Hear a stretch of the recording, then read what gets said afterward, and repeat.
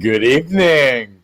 Good evening, Tony. Sorry, I gave you guys a little bit of a scare there. It's okay. I had just the slightest issue, but then again, there's always an issue. All right, let me get adjusted here. Yep. Okay, good. So, good evening to all. We have a great show tonight. We have Maria Schmidt, who is a dear, dear friend of mine, and Neil Storey, who is a new friend of mine, who is going to be the gentleman that gives us an official tour of England's haunted hotspots in August of this year, which is really kind of the only month to go to England unless you want to freeze to death. So I want you and Cherie to come. I really do. I mean, if you were able to accompany us on this trip, it would be the trip of a lifetime. We should film every minute of it. We should. It's going to be great. Yeah, it's going to be an amazing adventure for you and all the people who decide to go. And you can't beat the history of England. You just can't. No. The only thing that I really want to see, and I don't believe that we'll have time to fit it into the itinerary, is a trip up to Hadrian's Wall, because I think I have a history with it. I'm not sure. We might talk about that tonight. Cool. I don't know what it is, but I've had this recurring dream about Hadrian's Wall my whole life. Before I knew it was Hadrian's Wall, before I knew that even it was a thing that existed, since childhood. And I don't know why. And it's just this recurring dream. So we might talk about that tonight. Nice. But we have 1,000 things to talk about. Maria has put this phenomenal trip together. And, maybe by hook or by crook, we can figure out a way for us all to do this together, because it's the kind of thing that it's a whole bucket list in 1 week. Absolutely. Yeah, and some fantastic locations, which I'm sure you'll get into tonight and talk about. And this is going to be an exciting show. Absolutely exciting. Yeah, I'm looking forward to it. So without further ado, we need to welcome Maria and Neil to the show tonight. I will forewarn you that Neil it's 3:00 in the morning. I don't know what he's done to stay up, if he's over caffeinated. I will tell you that he occasionally comes out with off color remarks that for a Brit are very charming, but in this country you can get your ass kicked for. I'm just saying, not for nothing. So everybody needs to be prepared as he twists his, So welcome, my friends. Have at it. The floor is yours. Thank you so much for having us and calling from the great northeast of Ohio.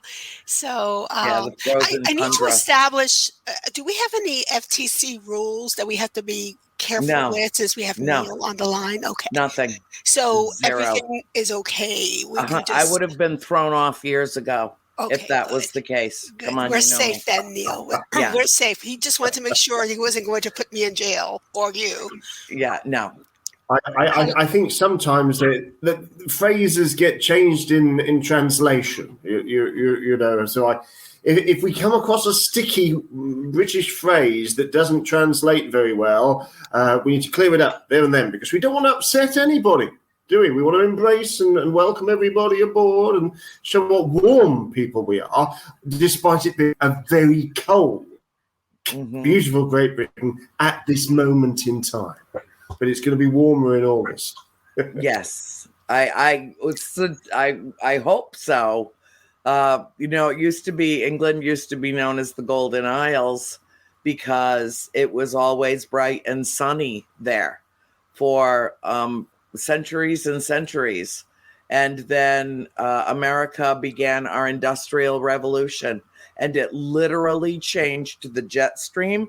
It changed the temperatures in England. All of our pollution washed up over you. Sorry about that. Yeah, really sorry about that. I wasn't alive. I had nothing to do with it, but I'm still sorry about that.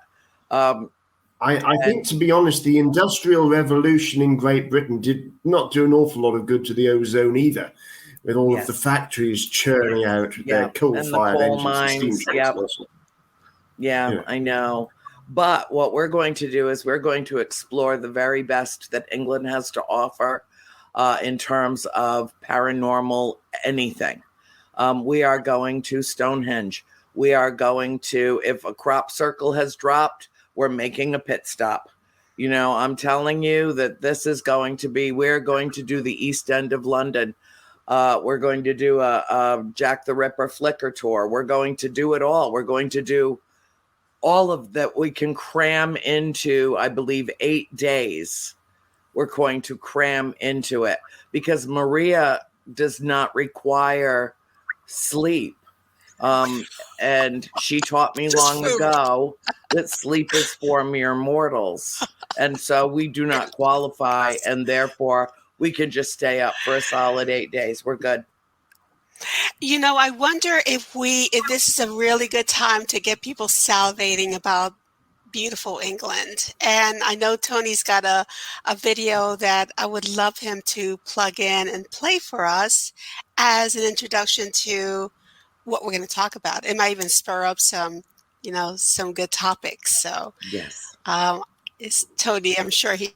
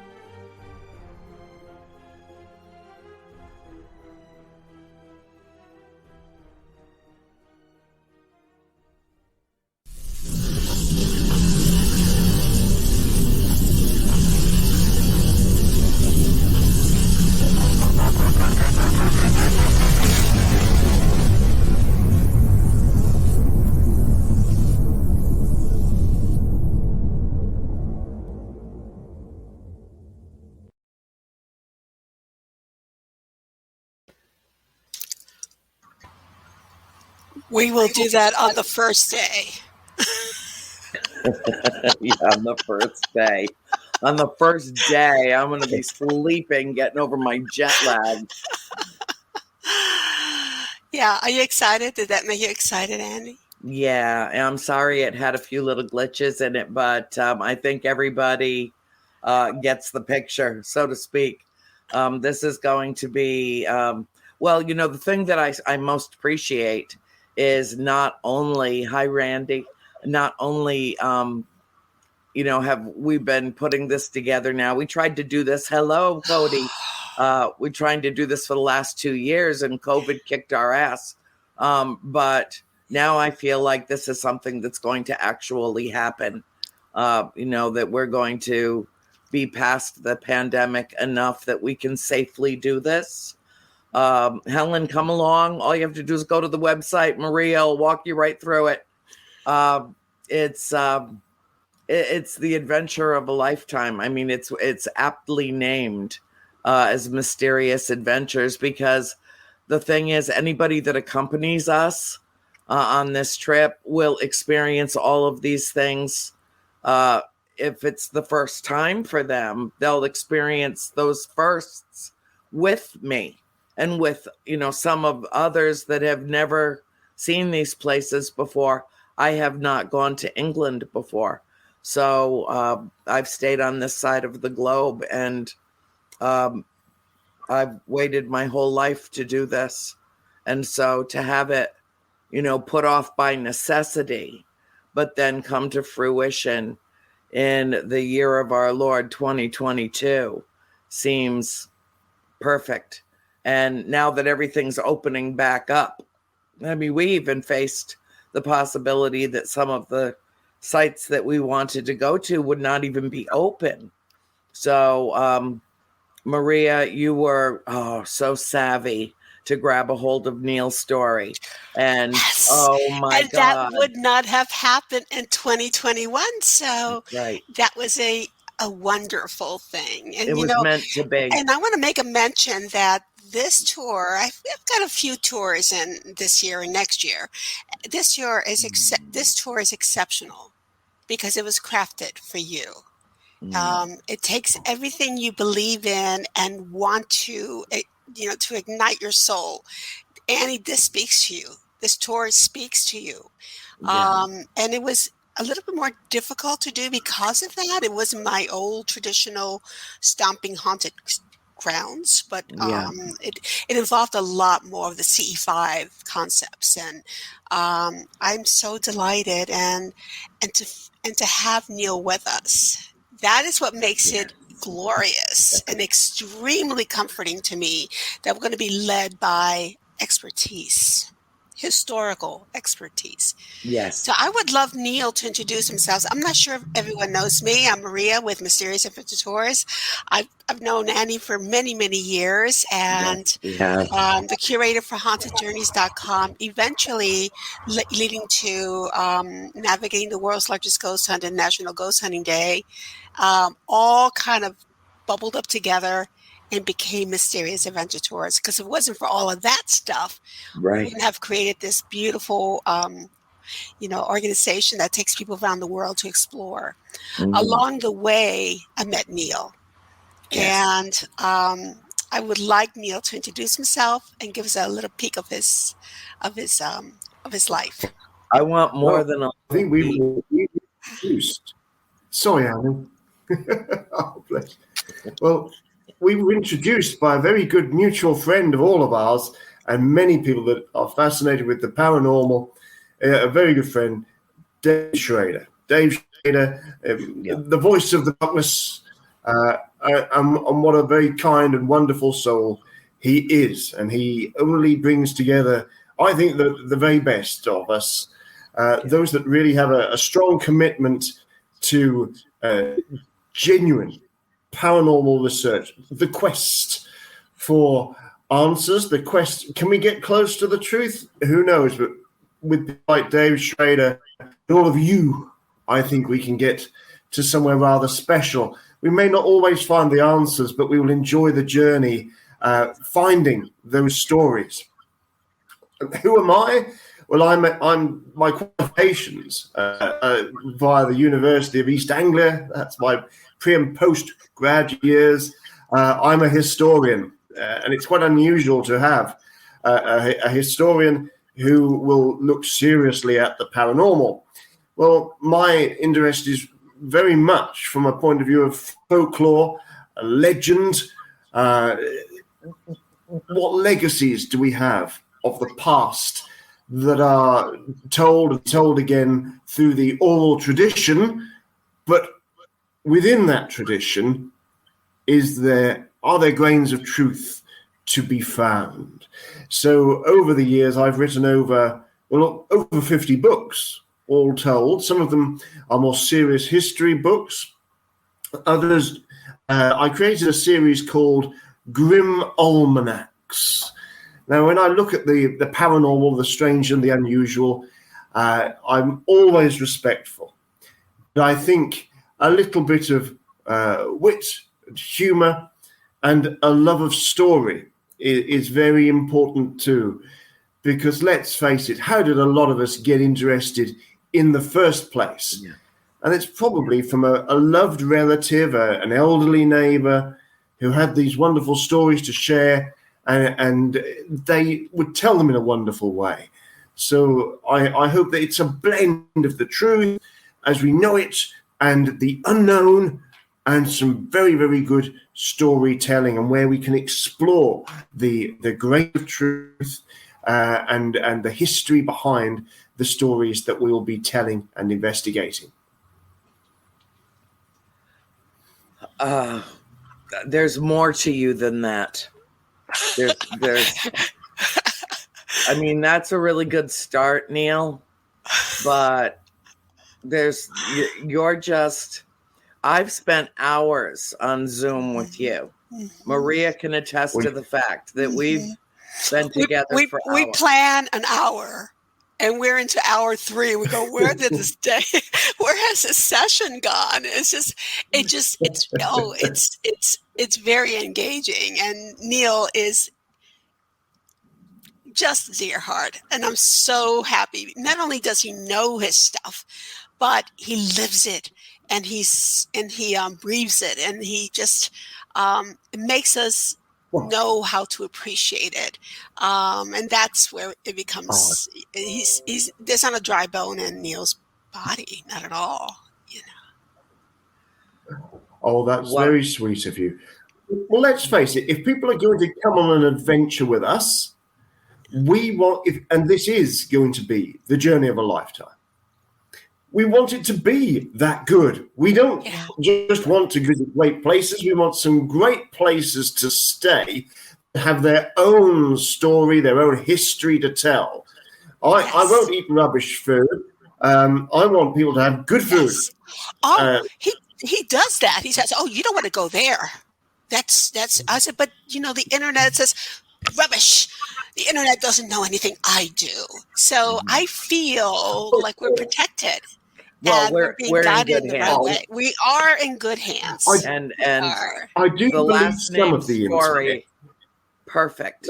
Your last name is perfect for who you are, because you are a storyteller. Oh. And when we went over the itinerary, and I know we have a little bit of a delay, so if I step on you, I am so very sorry. But I was so engrossed, I was so absorbed. Neil, if you would just pick one place that we're going and describe it, I think people will understand what I'm trying to say. Where shall we describe? Well, on our little film, you will have seen a most wonderful Victorian mansion, which is known as Russell Coates. That's the old family name there. Mm-hmm. And Russell Coates is a treasure house, and most people from around the world will not know about this place. But within that treasure house are the most beautiful Victorian paintings, Victorian interiors, and a very special room dedicated to the man who was the greatest actor of his day. His name was Sir Henry Irving, the first actor ever to be knighted. Why should we care about visiting this wonderful Victorian edifice? Well, Sir Henry Irving, he was known as the chief to his staff. He had one or two very, very close members of staff, including his acting manager. Now, his acting manager's name was Bram Stoker, the creator of Dracula. And Bram Stoker created Dracula in part with Sir Henry Irving in mind, because he always wanted the chief. his boss, to have to create a play for him that he would want to perform in and make, really. Bram could make his name. He could produce something fitting for his idol. He idolized Irving. So there's the memorabilia of Henry Irving there. There were some personal effects there, photographs, documents, memorabilia. But what will gaze back at you is the death mask of Sir Henry Irving, one of the faces that inspired the creation of Dracula. And there's not many places you can say you can truly do that.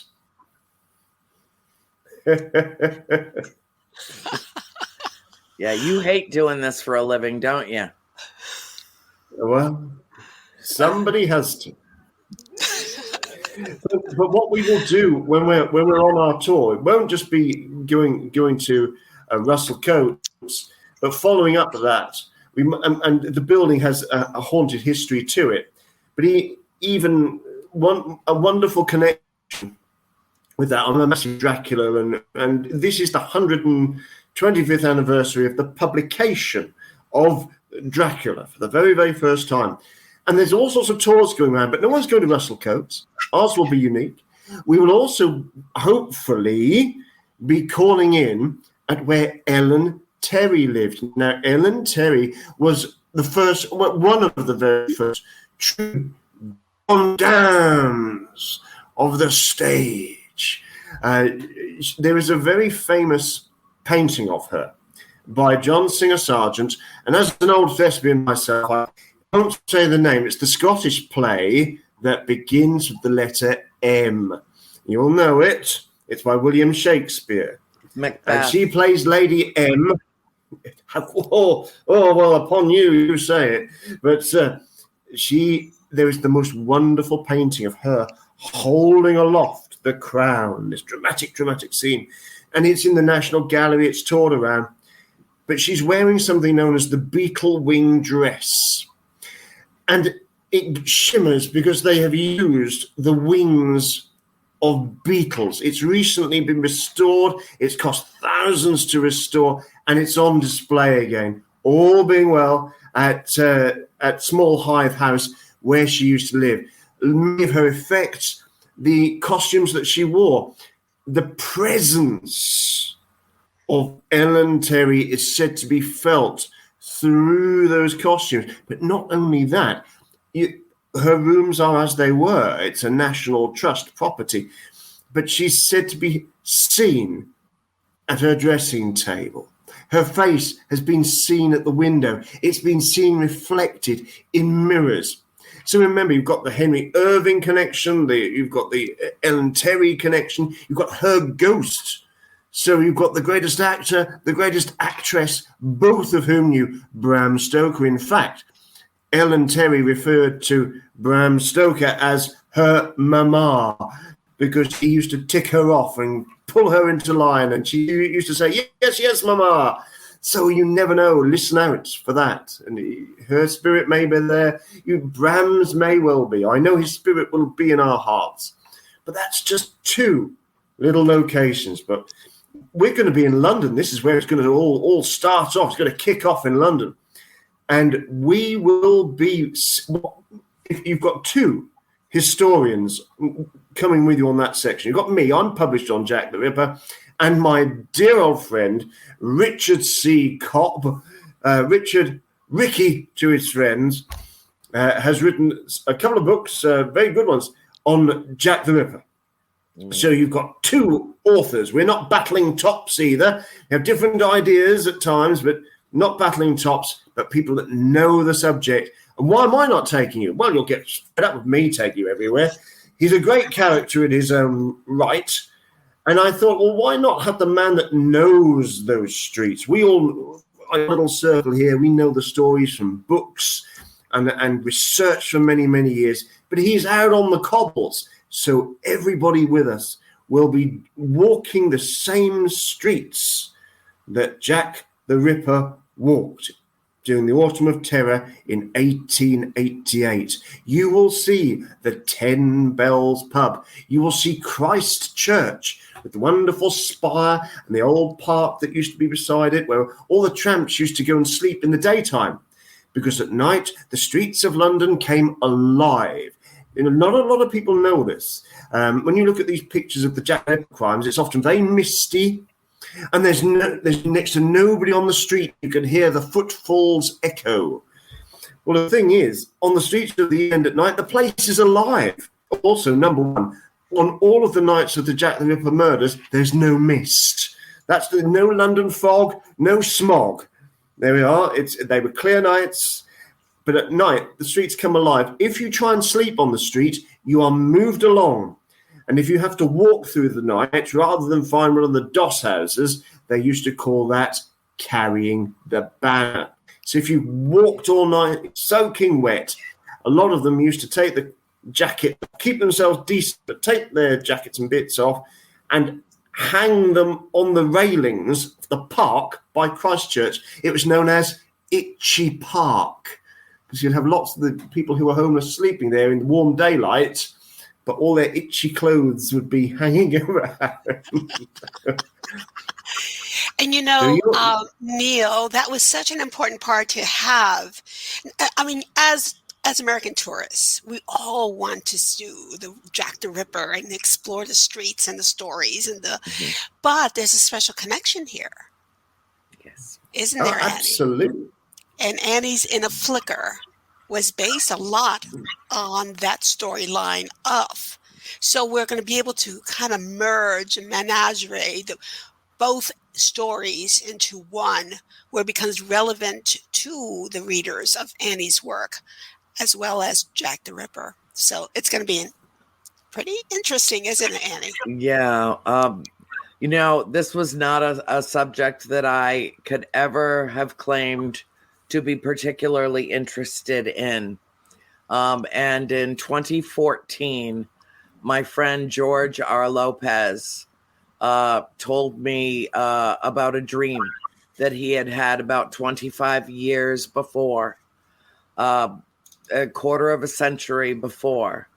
And he told me the story. He called me late one night to check on me because I had just published the third of my of the trilogy, the last of the trilogy.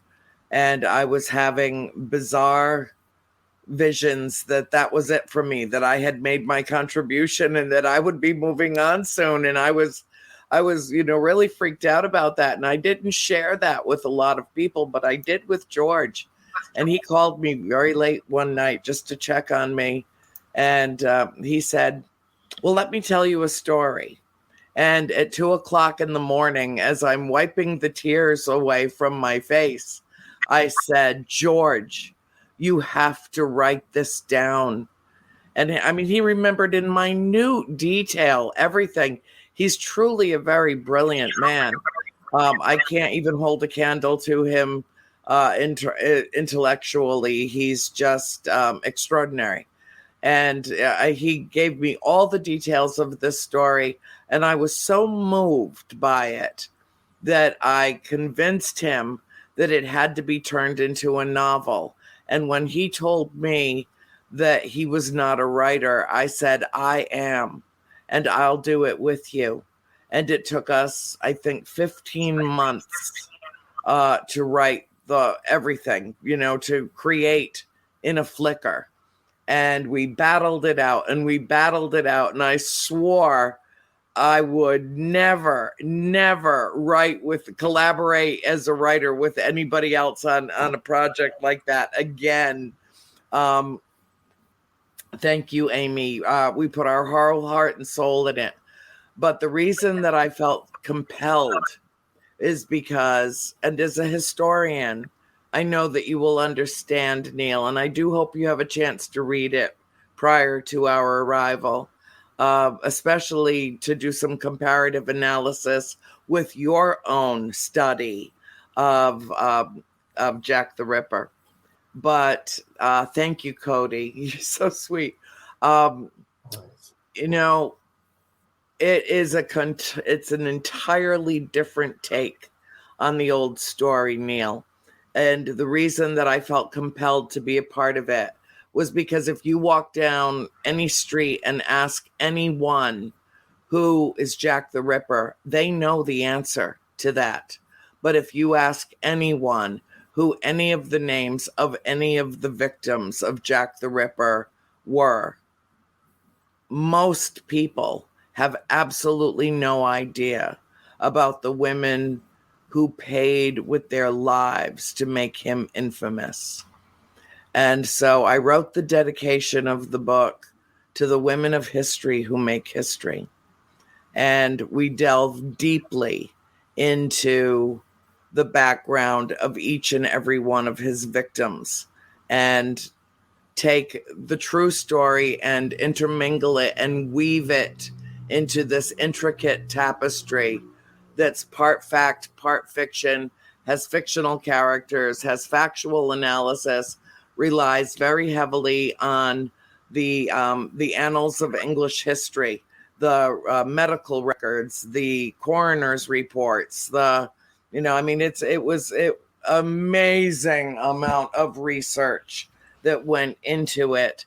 And I even had a Brit friend of mine go through the book word for word to make sure that we did not misuse, misspell, or accidentally insert a word that's literally not in the British vernacular.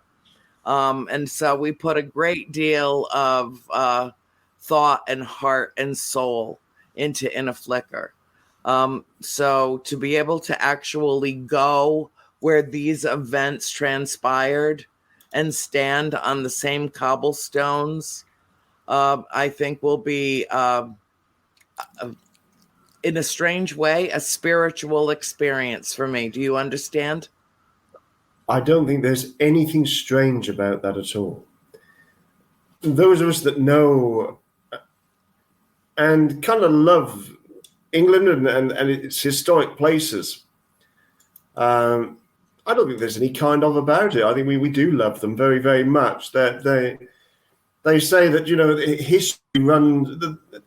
history runs through the veins of London, and I believe it does. And it will touch all of you, and because it is so very, very ancient, you during this journey to England be able to touch Roman brickwork. You will have your feet upon Victorian cobbles. You will touch castles that were built by the Normans. You will touch buildings that are medieval. You will walk across timber frame floors in houses that are hundreds of years old. And people can say, well, it's easy for British people to take those for granted. Well, a lot of us don't. We really do care. But it's not a country that's just stuck in the past. You won't just be seeing timber frames. Sometimes you'll think, oh, that's such a shame that modern buildings. But when you see it as a whole, there's still plenty of history there, and there's still a great vibe, past, present, and a future in Britain. So I think in some ways, In a Flicker, you will get that feeling walking around the place. You will get it from enjoying the books that you've so beautifully created, Annie. You will get that wonderful sense. And as a man who's published on women's history as well, and that's not because I man-explain it. I work with women historians and also women that have stories to tell, empowering them. They've got the stories there. I just help unlock them. And the stories they've got to tell are often of their ancestors, sometimes their own stories, their own research. So my book on the women's suffrage movement in Great Britain has been very, very well regarded. And for over 10 years, it's been a very, very good seller because it's not a huge book. It's simple, it's concise, but it tells that powerful story. So, yeah, I hope we're going to get an experience where it's a history of men, of women, of the British people. and a real sense of England and London. So yes, you're going to come and see the land of Jack the Ripper. But when we go and see the Tower of London, we will all go and stand on Tower Green.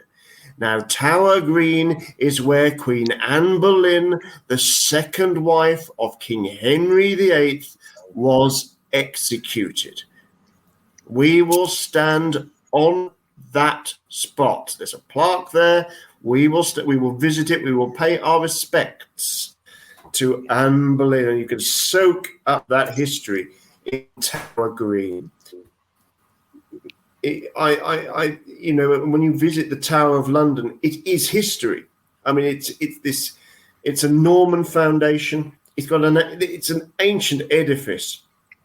We will see the Traitor's Gate. You will be able to touch the walls. You'll see the ravens that are there. You'll see the beefeaters. It's just a wonderful place. We've got our fingers crossed. You see, London is a magnificent city, but it's not vast that you get lost. Not in historical London. So a lot of people don't realise that you have the East End, where you have Spitalfields, and you have Aldgate and Whitechapel, where the Jack the Ripper crimes took place. Spitalfields Market is very nice. 10 Bells, Christchurch, Brushfield Street, all super areas. But it's only really just the other end of the road that you will come to the Tower of London. And the reason why Tower Bridge, the bridge that opens and closes, and it's a wonderful Victorian bridge. You'll all know famous Tower Bridge. Well, that's why it's named after the tower. It's a stone's throw away. Fingers crossed, we'll even the exclusive members of our party will have a chance to stay near Tower Bridge, or we'll have a chance to have something to eat nearby and soak up the historic Thames River, where it's mud. There are people that pay for a mudlarker's license so that they can search through the mud and find the history that's still being revealed with each cast of the tide. Absolutely fascinating places. So it's not huge journeys once we're in the capital, but all the history that you're going to have the chance to see. One of the things that I'm most interested in exploring, and I have shared this with Maria personally, and it's because I have a direct connection, or at least it feels that way to me. I wrote an entire chapter in my third book, the third volume of House of Darkness, House of Light, called Season of the Witch. And I went all the way back in history until the word witch first appeared in print in England in the 1530s, I believe, and traced the entire history of that word and everything that happened through Western Europe at that time, particularly in the UK, and how I want part of what we do to revisit that. I'd like to bring the book and actually stand in the Tower of London and read a few passages from it, because what happened there changed the course of human history. Tens of millions of mostly women have been murdered because they had that word thrown at them, that they were practitioners, that they were dabbling in the occult, that they were pursuers of the paranormal. So basically what I do right now, 200 years ago, 300 years ago, 400 years ago, would have gotten me burned at the stake. Yes. With that being said, this is another interesting area. Yeah. Neil, with that being said, would you tell us about the Witchfinder General?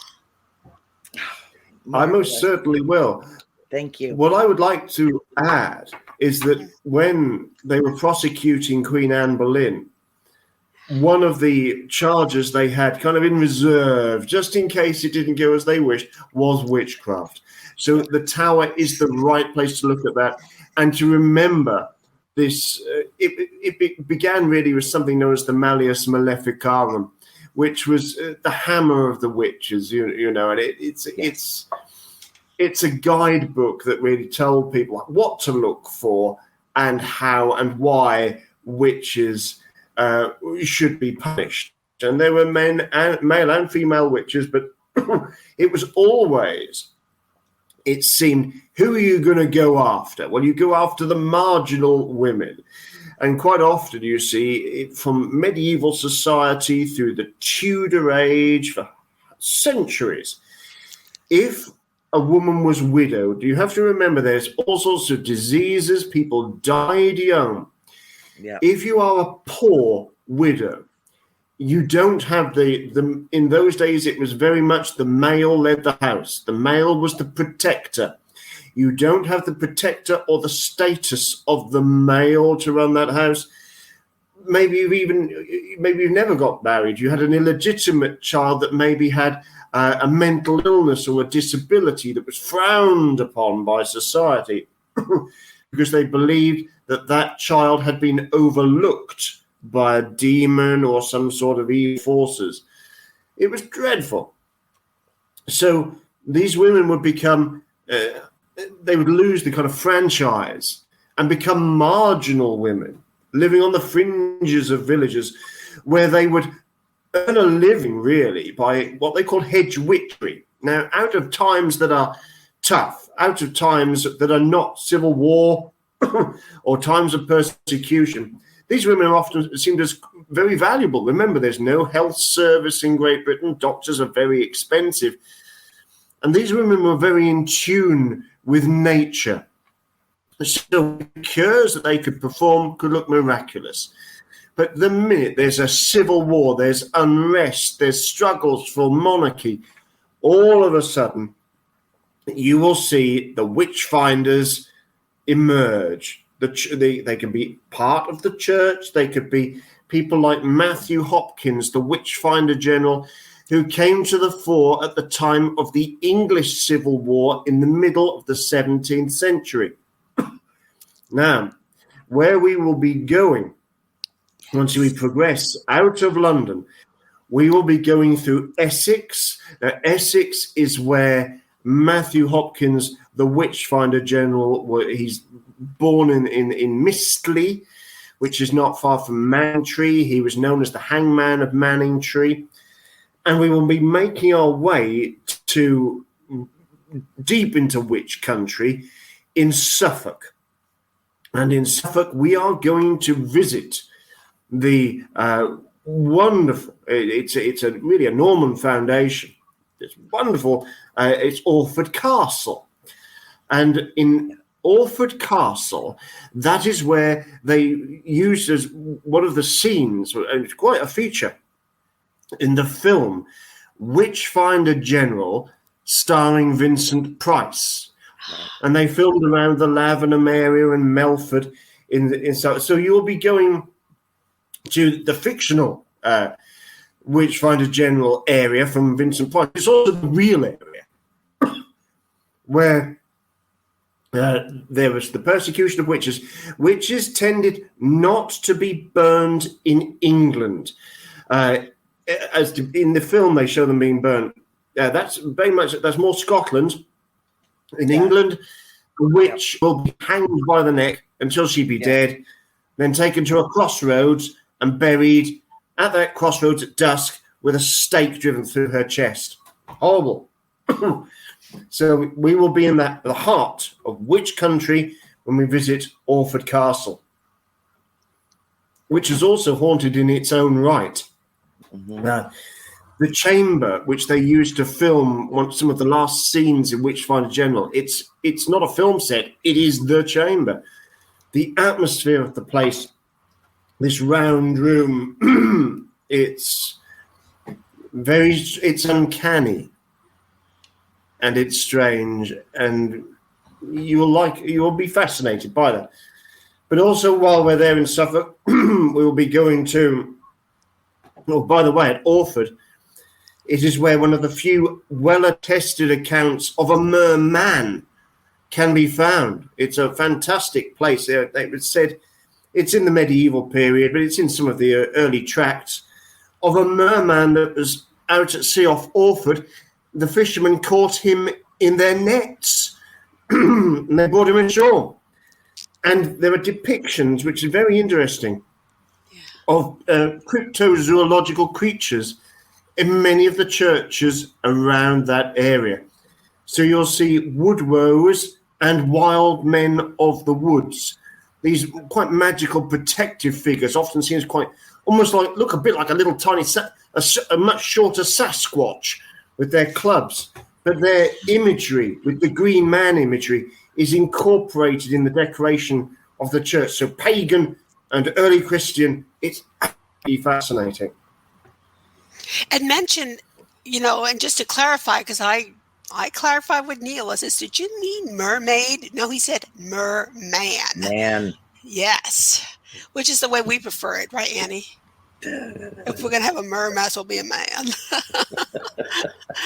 And Colchester also, I'm sure you're going to get to Colchester, also has a really strong connection to the witches. It most certainly does. What used to happen was when the Witchfinder General, he didn't travel around under his own initiative.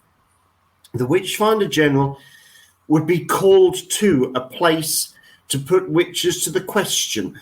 He wasn't really meant to torture them. He used very devious methods. Do excuse me, I've got a little bit of a dry throat tonight. But he was devious. He would do he would keep people walking, and his assistants would make sure they keep walking until they confessed. Can you imagine? Hour upon hour, keep walking, no sleep. Oh, what it must do to your head! But the witches that are identified around all sorts of areas in Essex, for example, they're found in villages, but then they are removed to a centre of law.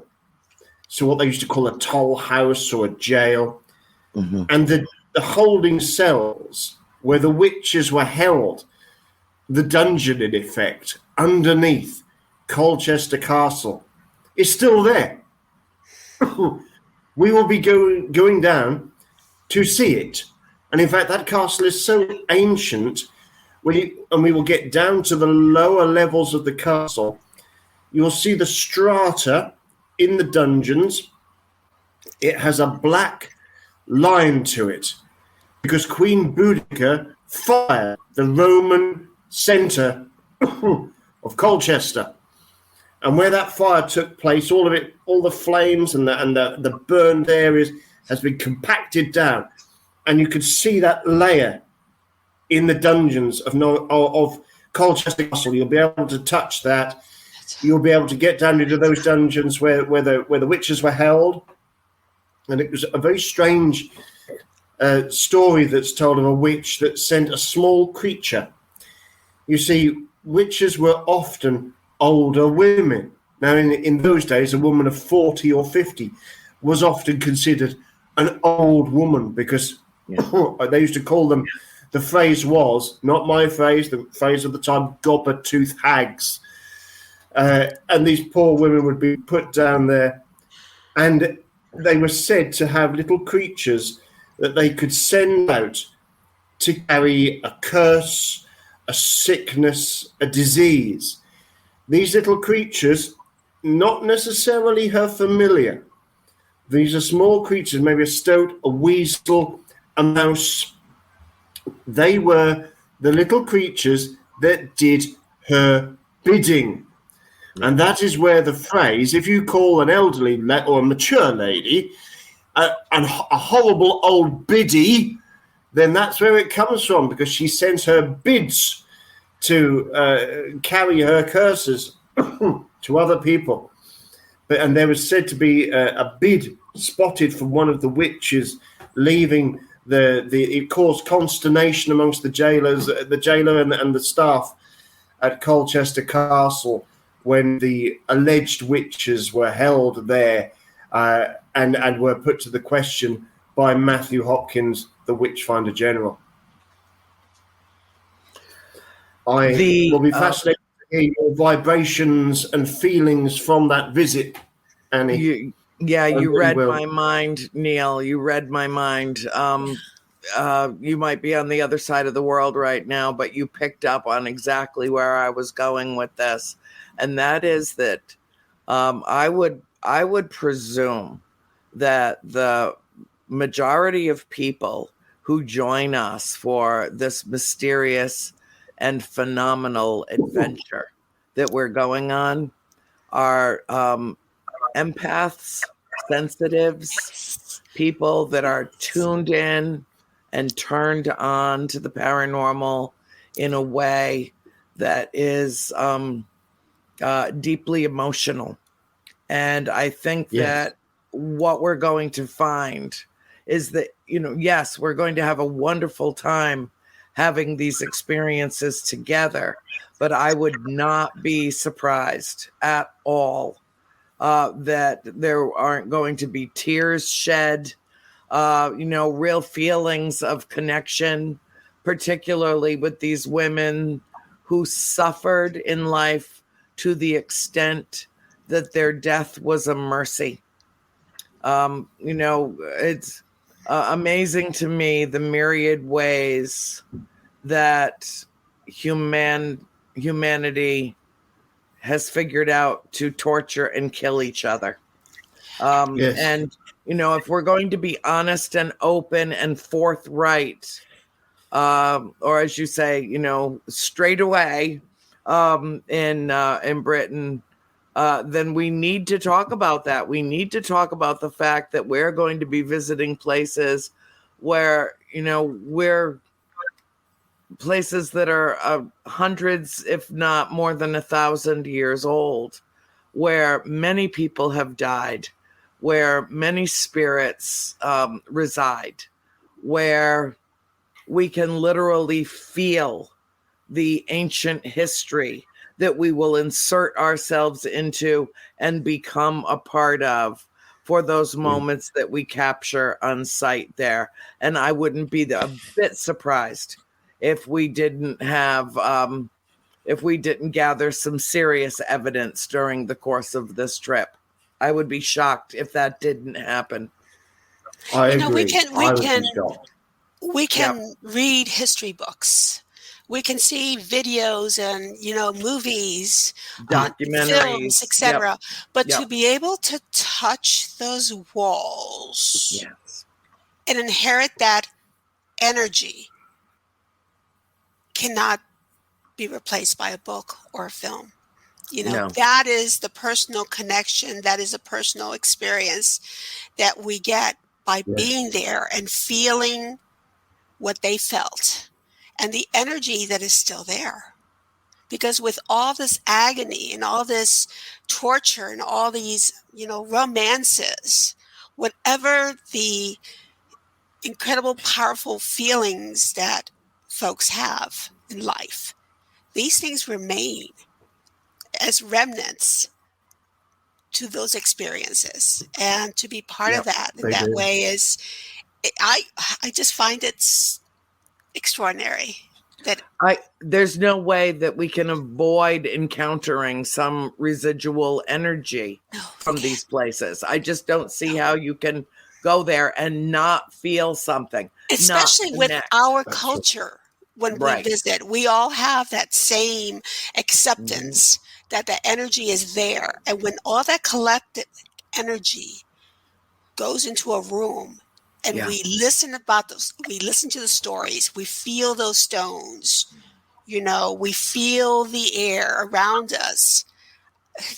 There's got to be something happening, and there will be something happening, as opposed to a tour group that just goes there to pay their, the €6 to see a building and just gawk at the tapestries. We're going to do a lot more than that. This is going to be more interactive. Don't come. If you can't spare, if you want everything instantly, don't come. It's an awful thing to say as a tour group, but don't. If you haven't got the time to take time and soak up the history of these places, absorb it. Just then go and sit on the beach somewhere. Yes. This is a chance for a feeling of empathy to be shared by everybody in our group. The groups that I've worked with before, the friendships that we've had emerge. There are friendships there for life, even though that we're separated by the Atlantic Ocean. It's we get together. It's like no time passes at all. Mm-hmm. I don't like shallow people.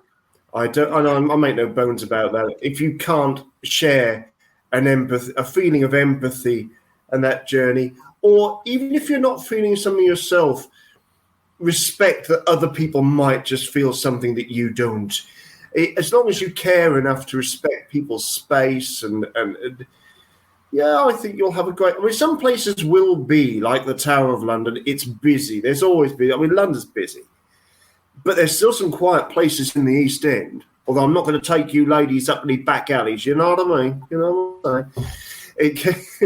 I was kind of counting on that, Neil. But in a group, we'll be safe. And I know Vicky and we know the area very, very well. But the point is, once you get into the countryside and we get into some of these historical places, and before we move on from the Suffolk-Essex leg of the journey, there's two places I'd love to mention. One follows on from our tales of witchcraft in that particular area, and that I'm hoping we'll get a chance to call off at Blythburgh Church. Blythburgh Church is fascinating. And that area of the wood of Great Britain is really the home of black dogs. You can find stories of black dogs all across Great Britain.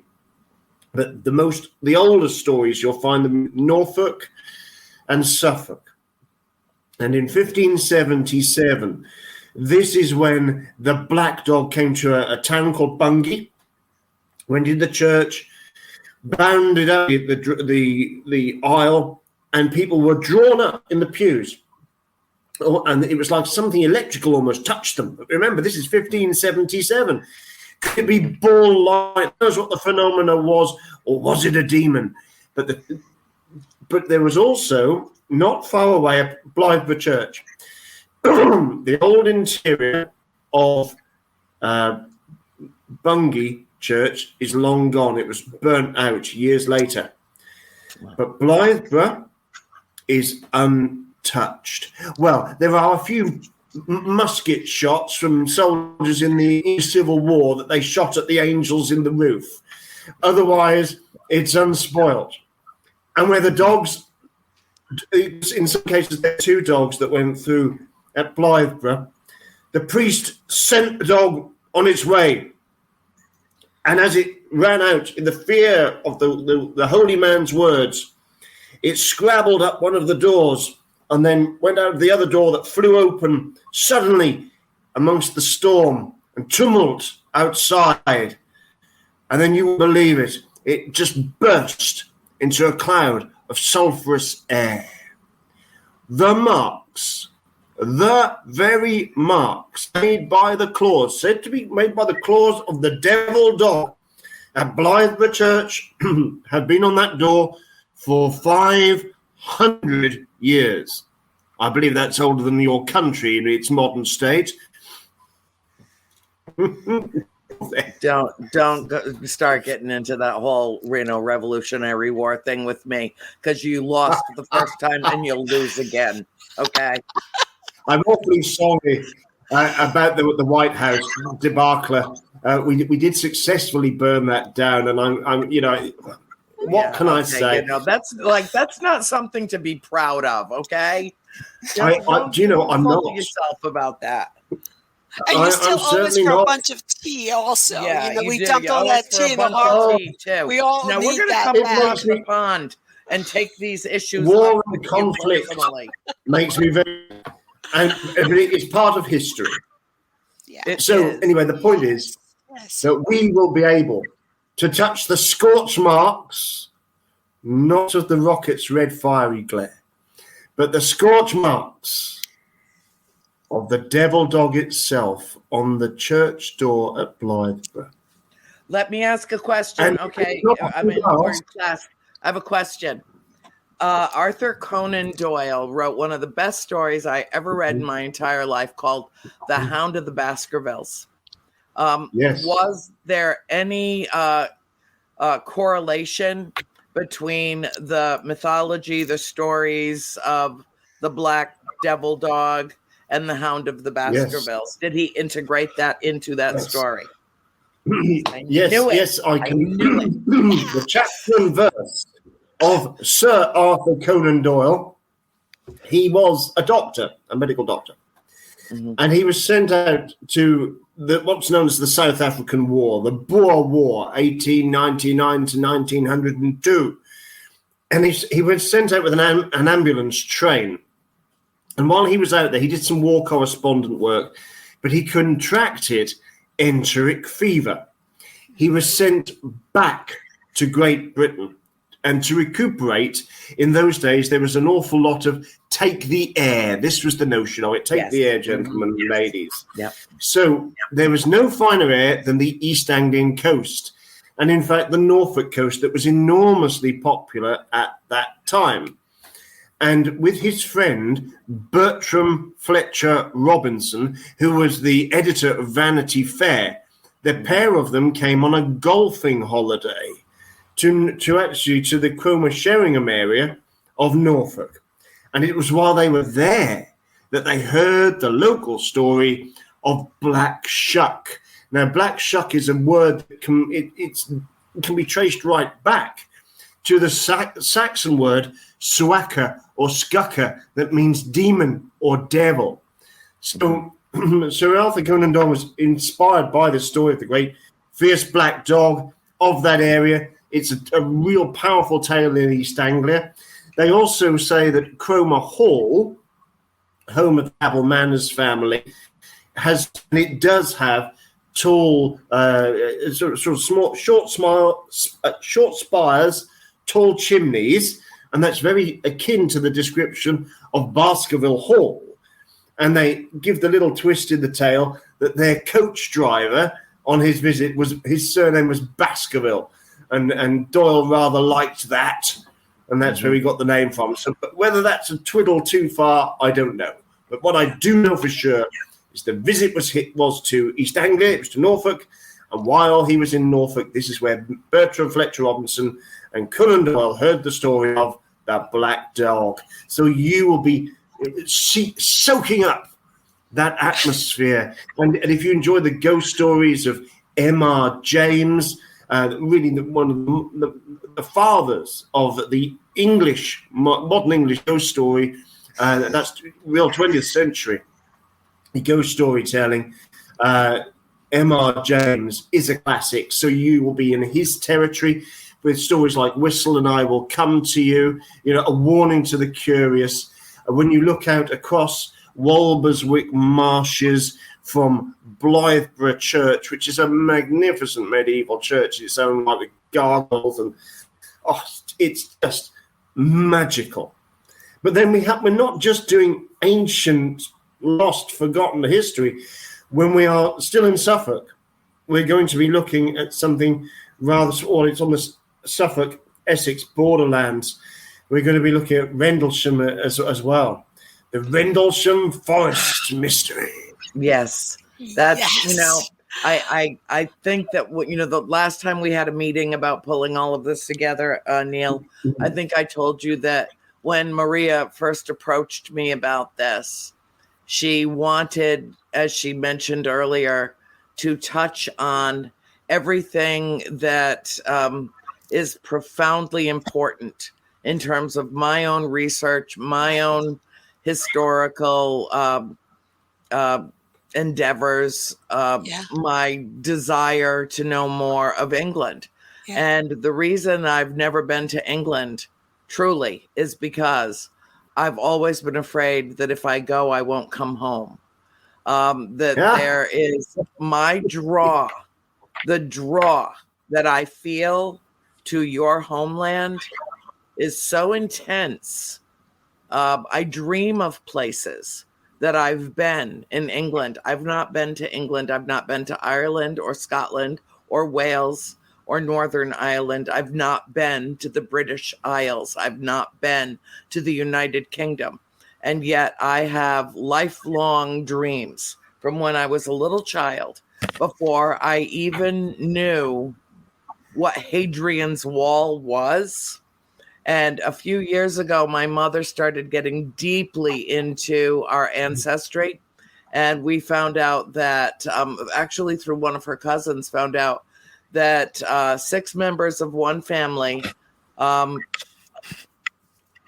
buried in St. Peter's Cathedral graveyard in Sheffield. And that is Jonathan and Charlotte Riles, and 5 of their 6 children are buried beside them in that graveyard. The 6th one came to the colonies, came to the colony of Georgia, and is my mother's direct descendant. Isn't that wonderful?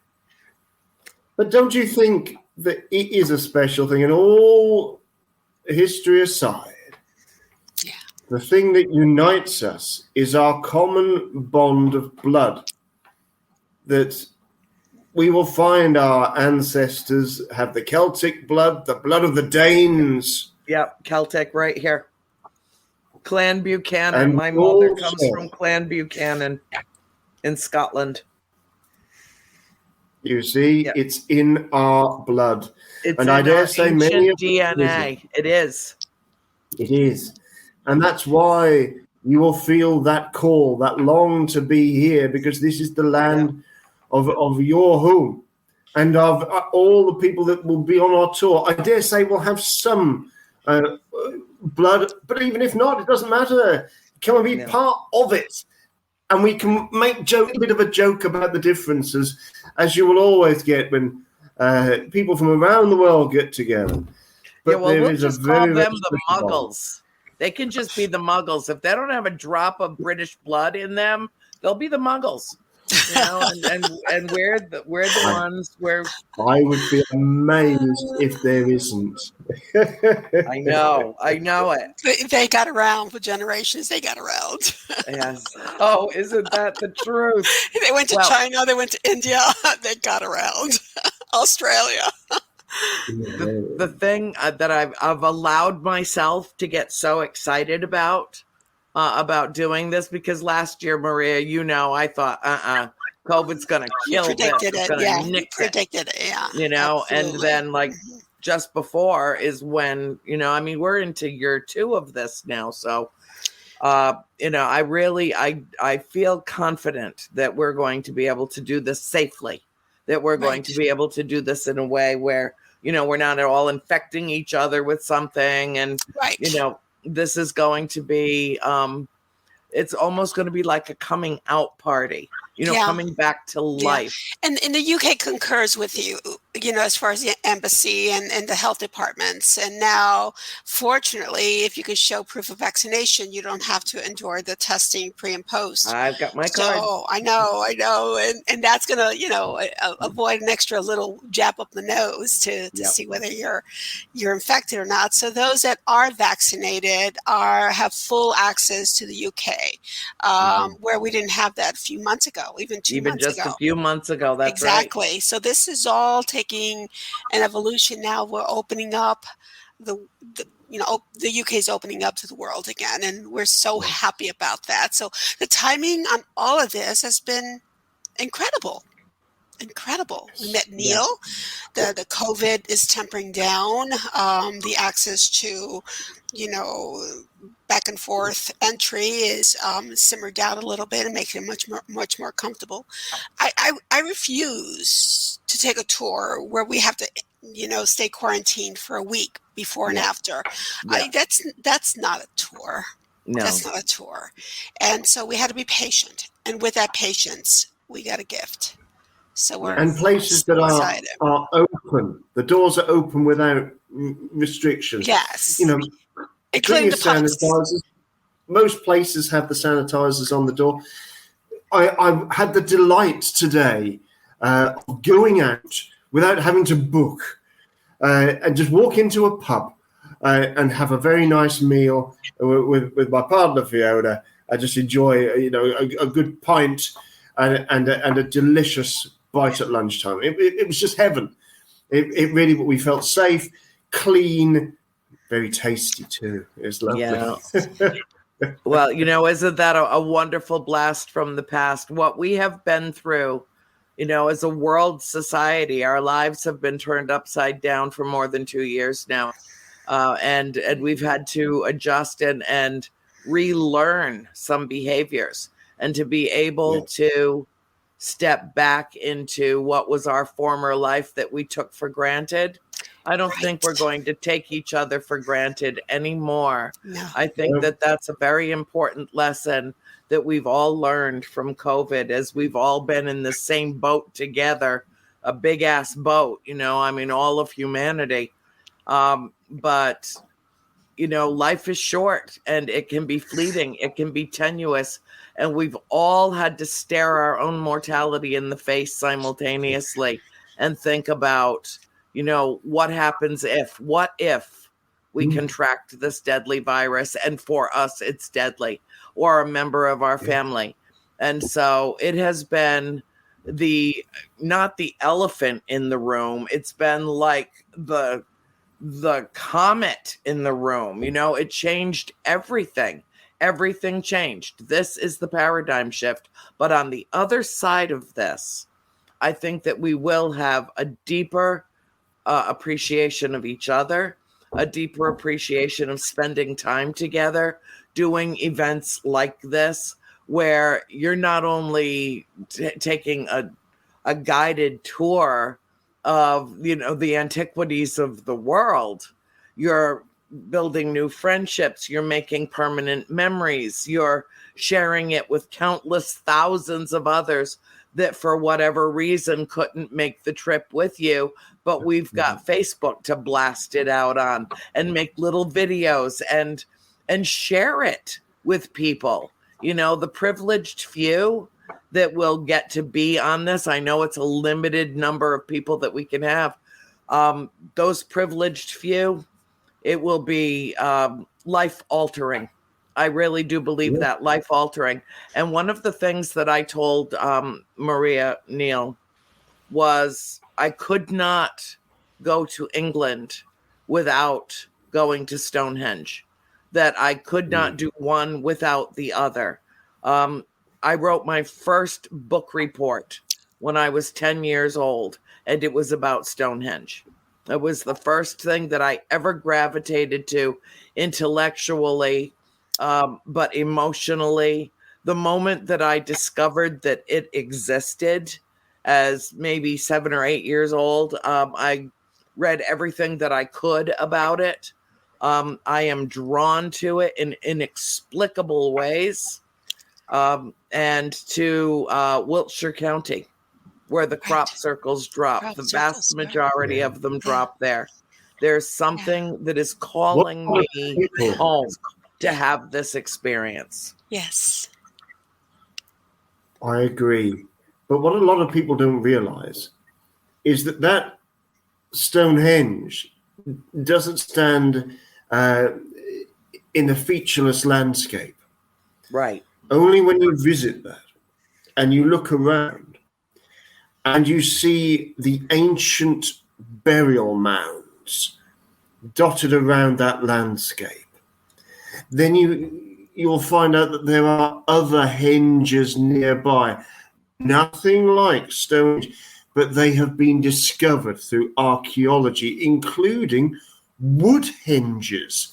So just the stumps have been found, but they are laid out in a specific way. There's another version of a Stonehenge that they found, the majority of it. But this is the one. And we have to think, well, why does Stonehenge exist? And it's because it's very, very special. No matter what time and millennia time has passed, in all weathers, there it is. It is one of the wonders of the world. Make no mistake. And I remember when I was a kid, there were shows, and you probably got them in the States, Arthur C. Clarke's Mysterious World, yes, where they looked at this crystal, the skull, and then the beam of sunlight that came through Stonehenge.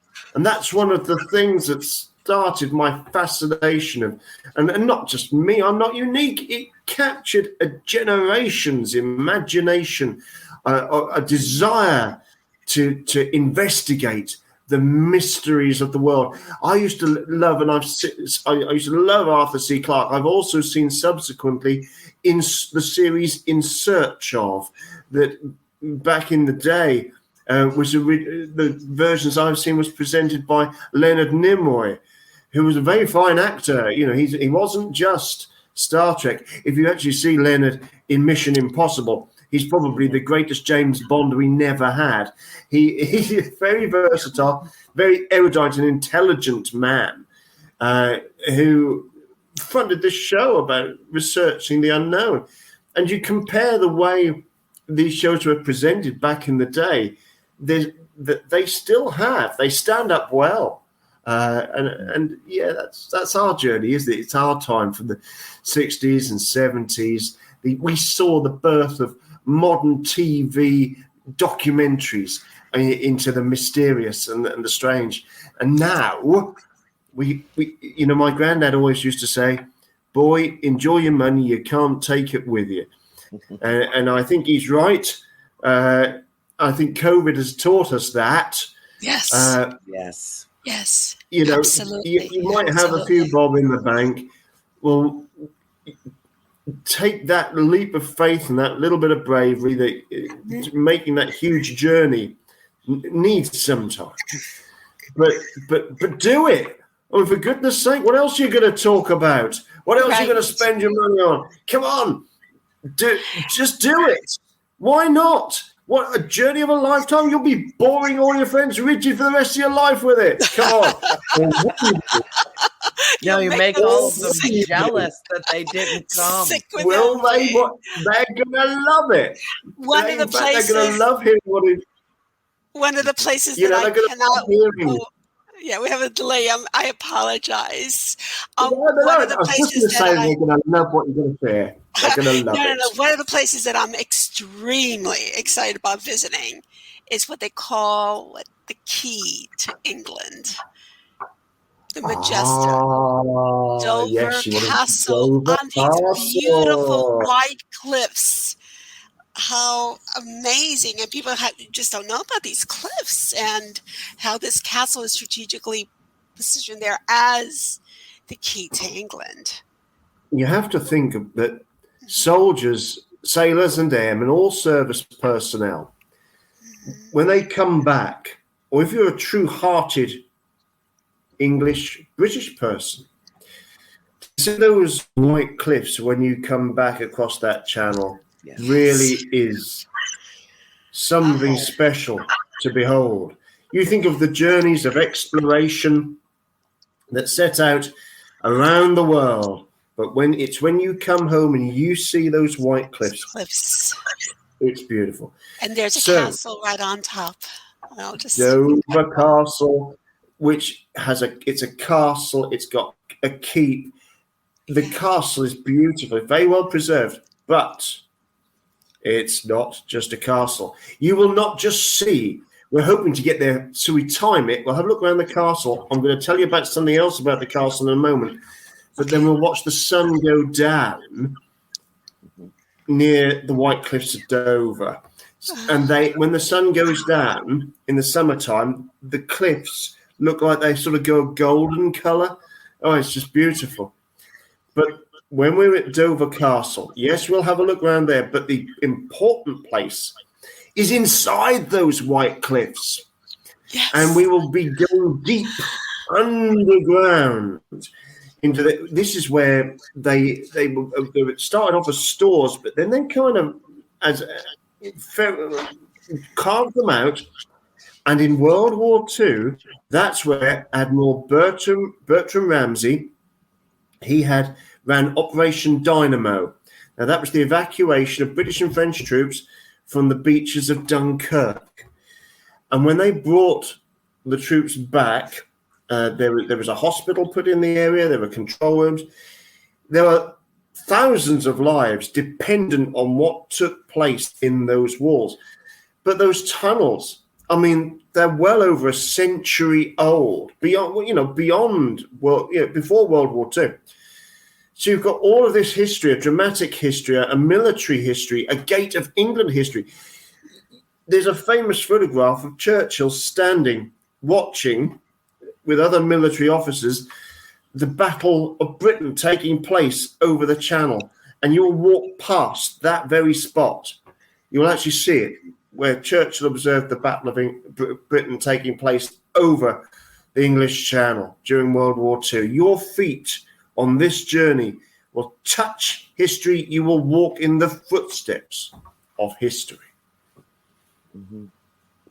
Well, as a student of English literature with a degree in study, I consider, of the many thousands of books that I've written, I think the greatest ghost story ever written was A Christmas Carol by Charles Dickens. Even though David Copperfield has my heart in different ways, it is A Christmas Carol that I think is a cautionary tale, exposes with great nuance and sensitivity some very important life lessons, exposes us to the presumed existence of spirit, and I think in many ways became the template for so many more ghost stories down through the ages, in terms of opening a door to a certain level of acceptance of the subject matter. And, I'm not trying to get too heady with this, but I want people who are watching to understand that Charles Dickens, along with so many of the great authors of England, have added so much to the foundational understanding of paranormal activity, an acceptance and a presumed existence that exists in England that does not necessarily exist in a much newer, younger society like the United States. And yet even here, about 60%, maybe a little more, of people think that, ghosts are real, spirit exists. But there's a presumption of it, I have found, among my British friends. I live in a 600-year-old house. Of course it's haunted.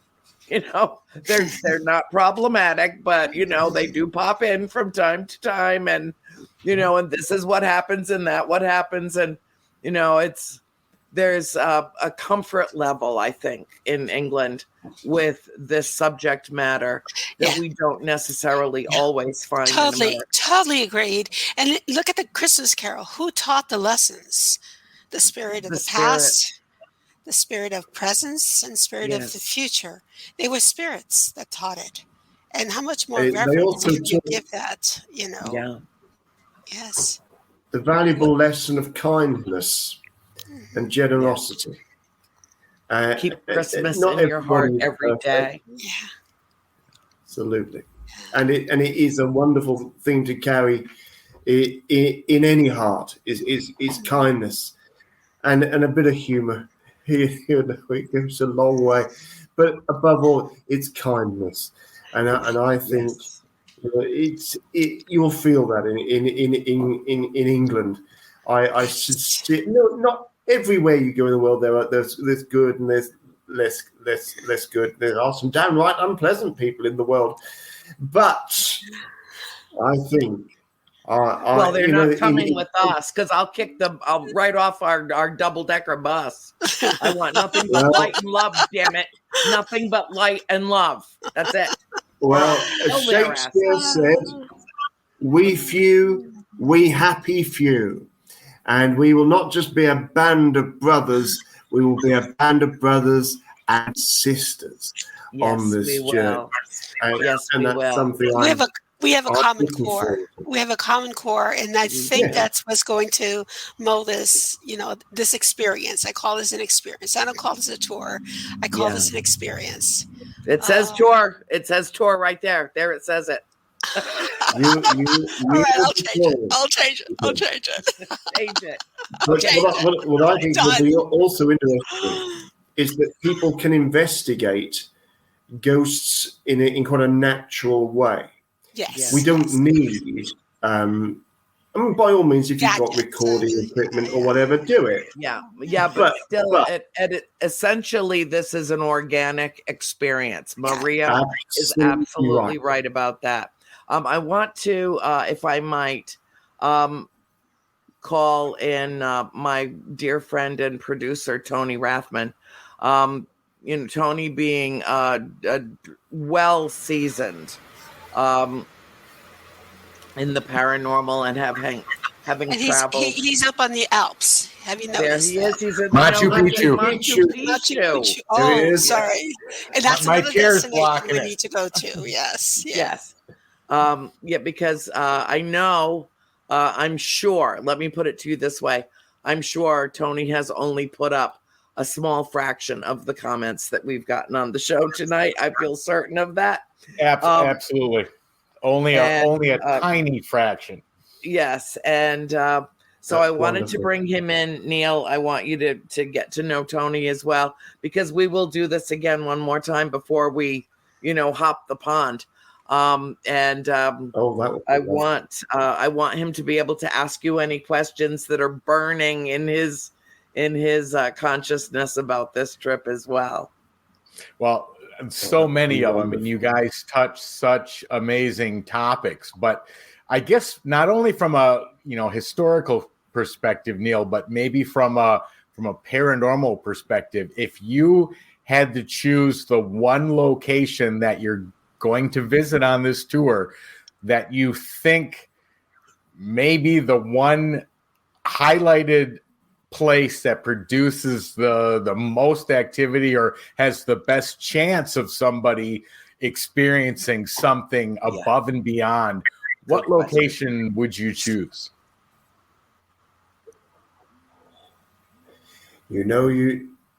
The paranormal doesn't work on command, as we all know. No, it doesn't. It could be the least.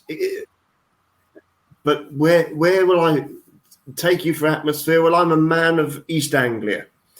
I'm a Norfolk man by birth. I'm gonna take you up to where we first started talking about Orford Castle, Orford Church, and around that area. It's spiritual. It's very unspoilt.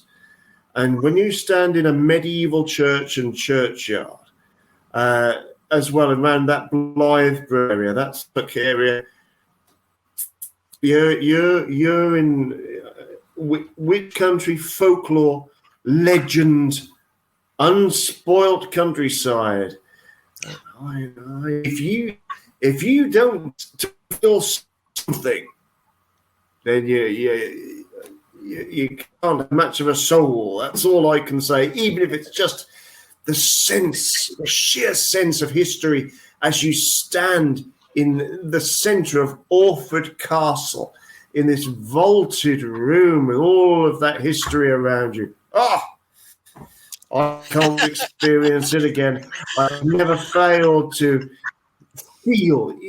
What I wanted to just very briefly. Yeah, well, the point is, what I briefly like to touch on is about organic ghost hunting. And as I say, we encourage, bring your cameras, take some pictures, but also think about this is no joke, what you smell, how you feel, how the place makes you feel. Yeah. Does it make your chest feel open, easy? Do you feel closed in? Can you smell pipe tobacco? Can you smell incense so strong you can actually taste it?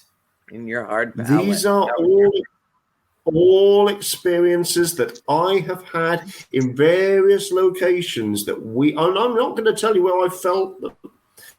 It's up to people learning, and then we can share what we experience along the way. Some places I'm going to take folks, Maria will know, maybe Andrea will not even know. They'll know the location, but they won't necessarily know all the stories. So it's a real journey of discovery, and something that anybody. Yeah, I say that all you need to bring is an open mind and a big heart. That's what I want. So, Tony, I believe that the most spirited place of them all are the pubs over in Spitalfield. What do you think about that, Neil? I think that probably is an amazing answer, because anyone who knows anything about the history of pubs, especially when you're talking England, which you're talking hundreds of years, not 100 like here if you're lucky. Yeah. But with the amount of emotional moods that go through a pub, sometimes they're ecstatically happy, sometimes they're the complete opposite of complete depression, or God knows what else. But because of that, pubs usually hold a ton of energy, whether that be intelligent or residual. And I think that answer, Maria, is absolutely a fantastic actually, I one. wasn't in that realm. I was at the ones on up in the shelves. Yeah. Which we cannot ignore. That's part of the culture there. You never know. You never know what you'll find in a pub. They've often before not everywhere has a museum, so sometimes it can be something on a wall, and it's been there for centuries. They're real repositories in a lot of ways. Some of those, some are very modern, but the nice old beamed pubs. We've tried to find a few on this tour, and we'll be introducing you to British beer, which is not ice cold, but it's full of flavour and really rather nice. If you drink a beer. We will go for a Swifty now and again, which is a Swift half or a pint, a little drinky. But for me, I love good drink, but the food, I like good food too. It's good food, good drink, good company. Both are good, yes. Yeah, absolutely. Those are the spirits I was referring to, Tony. So, well, it seems to me that some of these pubs are so old, they should qualify as living museums. Oh God, yes. It's so true. Yes. Not only do they have the residual energy, they have the kinetic energy, they have just the accumulated history. I mean, when you think about, this is where people gathered when Winston Churchill said, keep a stiff upper lip. We'll get through this. We'll get through the bombing of London. I mean, when these magnificent, oh my God, when I think of what was destroyed in England, let there be a special hell for anyone who deliberately dropped bombs, not just on human beings, but took down these magnificent structures that had been there for hundreds and hundreds of years. And when I think about being in England, it roils emotion in me from one end of the spectrum to the other. I mean, myriad emotions. Like, how am I going to deal with this? Like the first time that I ever went to Gettysburg, to the battlefield, and I wondered, how am I going to deal with this? and I was there with Dave Schrader and George, actually. And I had a completely different experience than I anticipated having. And I wonder what it's going to be like in England to be having these experiences. Yeah, I mean, am I going to just like be a crybaby for, or am I going to just be so filled with joy that I can't stop smiling, that my face hurts? I mean, what is it going to be? Is it going to be, are we going to run? We won't know. We won't know until you feel it. And, it's, I feel the same way. I feel the very same way. The emotional bottle up that we've had of our link to England. Everyone has a connection to England. Absolutely. I mean, you can be from South Africa and have a connection to England, right? Yeah. So that lineage is there. And that exchange of energy, again, collectively, that we're going to experience together is going to be pretty amazing. So I hope it does. It's not just on the spiritual side. I hope also on the UFO side that we get to experience something magical in the forest. I mean, that's our Area 51 up in the UK. So to be able to do that, where we can't access Area 51 here, Roswell. That's right, Roswell. Yeah. We can't experience that here, but we can in the UK. So it's primitive, it's raw, it's waiting. It will be interesting. And with Annie there, oh dear God, they do have a tendency to drop by when I'm, in the area. Yes. That they Tony do. well knows, because we just filmed a documentary together. Last year out in Yucca Valley at Joshua Tree National Park, and Tony joined me, and the documentary is almost produced. It will be released soon. I'm very, very excited. And one of my producers, Serena de Comamont, she lives in London. She's actually an Aussie, but she's spending several years in London doing some production work. So I'm hoping to be able to bring her in on this and capture some of what we do on film, because that would be incredible. It would be. I also see a book coming out of this. Opportunity. Annie, I see a book coming out of this. I do. You're going to get your inspiration here. I do. And I told you, Maria, I said, after my last book, that's it. I'm not writing any more books. And you laughed in my face. I did. I said, bullshit. She did. She used the B word. She did. Yeah. I know. Yeah. I know it. Well, we'll see. But, they're probably it's like having a baby. It's like having a baby. You spit it out. You say, "I'll never have another child again. This is too much." Too much, too painful. Oh my God! 9 months later, you have another one. Well, unfortunately, I mean, if I were to write a travelogue about my life, it would need to be called Gullible's Travels. And unfortunately, that title has been taken already. So. I see this as an inspiration for you, Annie. I really do. It's all going to come together. Well, just to be with you, Maria, we have, Neil, you'll see it. You'll see the sister connection between us. Yeah. The very first phone call, I still remember. Mm-hmm. Yeah, it is. It's so significant, and it's so pure of heart. That Maria is one of my most treasured friends. So to be able to go and have this experience with her. And the thing about this is that this is going to attract everybody that is on this tour with us, is supposed to be on this tour with us. Yes, yeah. This is not... I think I'll just, hop on board and no, this is different. This is bigger than that.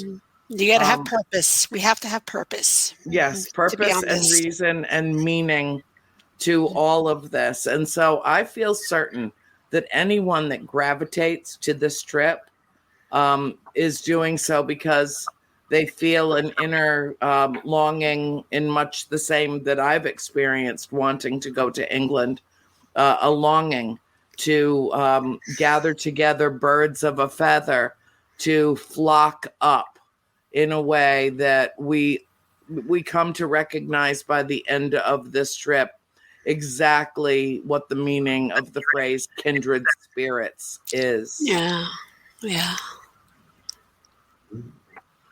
There are relationships that are going to be started. Like Neil said, it's inevitable. So I look forward to that part of it. I look forward to meeting Fiona, Neil's partner. Dear Lord, yes. Well, because we got to meet her on Zoom, so you will connect.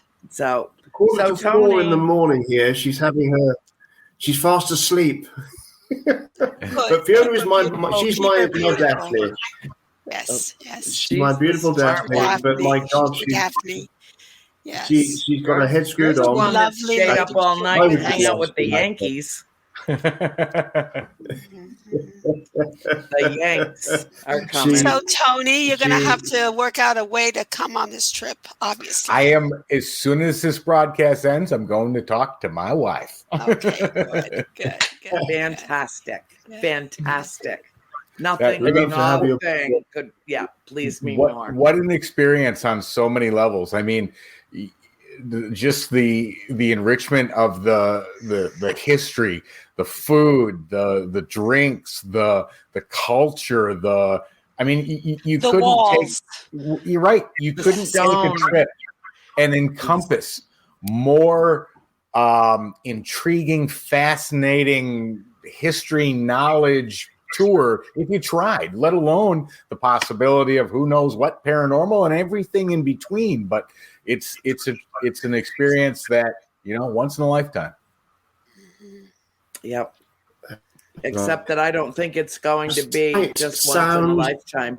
I'm sure you're right. We are going to go back, and Neil is going to take us all over. I want to go to the Peak District.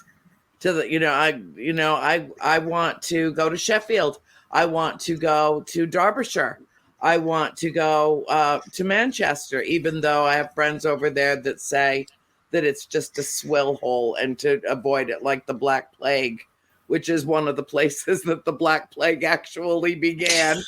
But I want to see. I want to see all of England, and I can only be gone for a few days at a time because I cannot leave my dog unattended and in the care of others for too long. She'll have a nervous breakdown. Oh, God.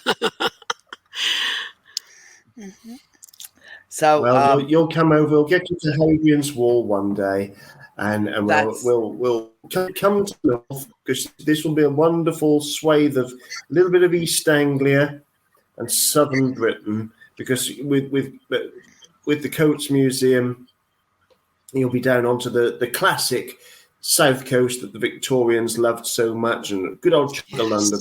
Victorian come beaches. Again and go north, and we will go to the land of castles and Roman walls, and why not? Let's soak up this enchanted land.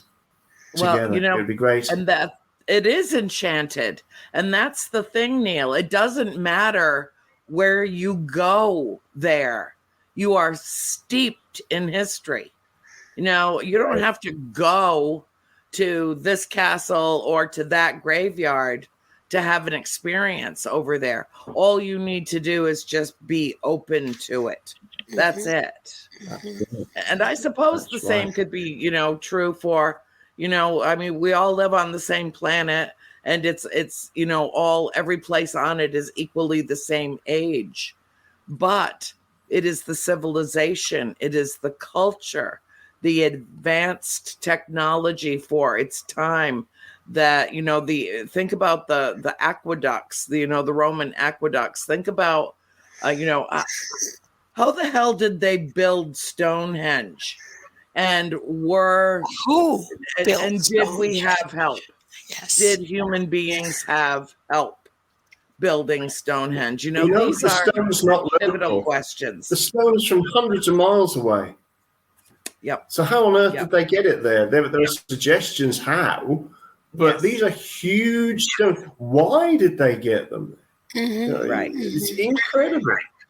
Yeah, well, there are some theories that that we've lost more knowledge than now currently exists, and there are some who speculate that there were masters who were taught, inspired or instructed from our galactic family to manipulate frequency, literally to be able to lift, in the same way that the mystics and the monks can levitate, and they defy gravity, natural laws of physics, that was somehow a part of that. I mean, just to discuss it, just to be standing in front of a monolith like that and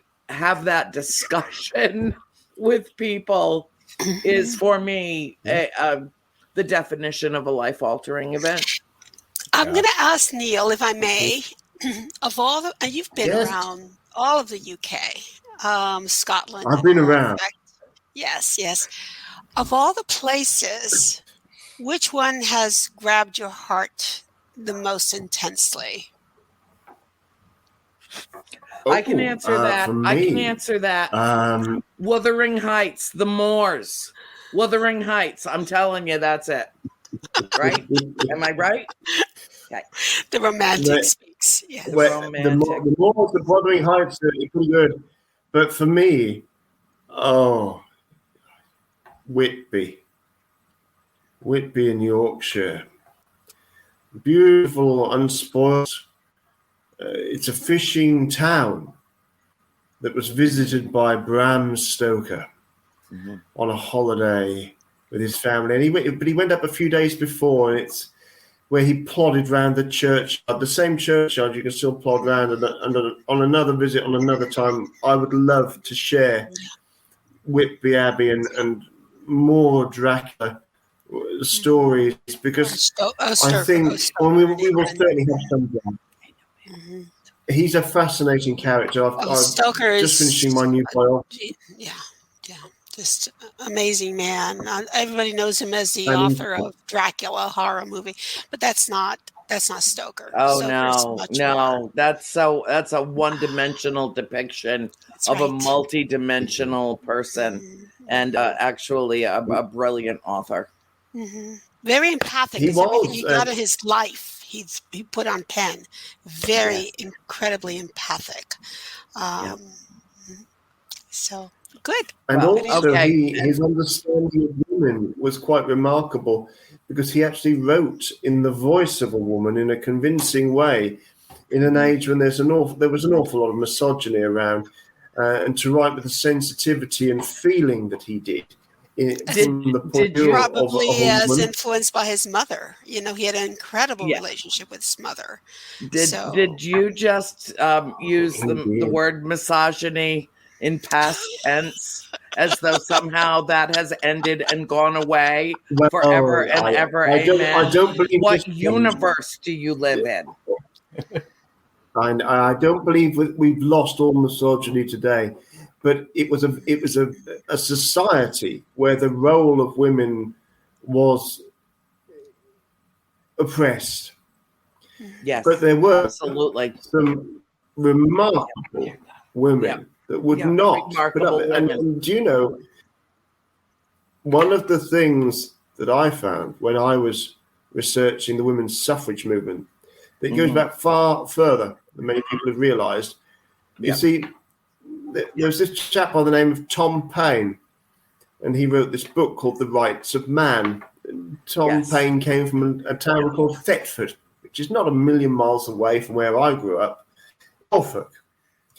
And it was, of course, a book that inspired free will and in many ways we could say inspired revolution. It certainly inspired change. Well, a lot of people don't realize that within less than a handful of years, The Rights of Woman was also published. And there were women's groups arguing for the vote from the very early 19th century, not middle with the creation of women's suffrage movement, which was originally a peaceful unit, organization. And certainly before the branch, the WSPU, which was became a more militant version of the suffrage movement. So it has a longer lineage than many people realize, but it's entwined with pain. It's in both physical pain and Tom pain, but also with the American story of revolution, a time of change. So it is a fascinating thing. But I love the stories of strong women, strong characters. My grandmother was an ambulance driver in World War II. I didn't have a dad when I was growing up. It was not a thing when you were a kid. It was very tough at times. But there were kids an awful lot worse off than I was. But I did have a wonderful, wonderful granddad, a wonderful granny, and a mum who had a good. But it was my grandparents that brought me up, inspired me, and shared so many of those ghost stories. And knowing that I loved ghost stories, of course, if we go out on the summer holiday and go and visit a historic site, my dear old mum would find a ghost story to share with me. So believe you me, I come from a very strong belief in the powerful storytelling ability of women. As the name says, I want to give, I know we have we're pressed against time right now. We are. I want to take a moment to thank both of you from the bottom of my heart, and Tony as well. And, before we leave tonight, we'd like to rerun our little video just to remind people of where we're going to be going, what we're going to be doing. And all the information is on the link to the show, how to get in touch with you, Maria, and to hop on board this wonderful, absolutely incredible, phenomenal event that we are creating with, the individuals involved. So I thank you from the bottom of my heart, and we'll play it out with a beautiful revisitation of England. I love you both. Tony, I adore you. Oh my God. And to our viewers tonight, welcome. Thank you for listening and coming and joining us. And please feel free to come aboard the mothership. We're going to England. We're going to England. Good night, everyone. Wonderful.